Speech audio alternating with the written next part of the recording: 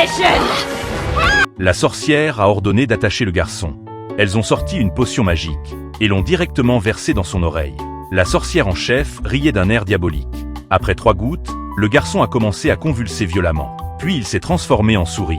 Les petites souris dans les conduits de ventilation le regardaient avec compassion. La sorcière l'a attrapé par la queue et a levé son marteau, prête à frapper. Une souris blanche a surgi et a mordu fort son doigt. 3 petites souris ont paniqué et ont sauté dans un autre conduit pour s'enfuir.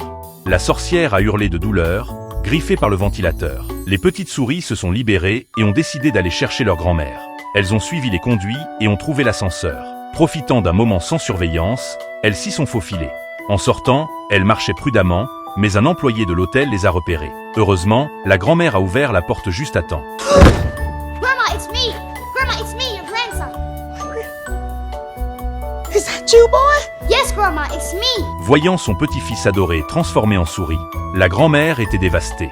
Mais pour qu'il redevienne humain, il devait mettre la main sur la potion de transformation de la sorcière. Ils ont donc décidé d'agir ensemble. La grand-mère a mis le garçon dans une chaussette, puis a posé la chaussette sur le sol. Profitant de l'absence de la sorcière, le garçon s'est discrètement faufilé dans sa chambre.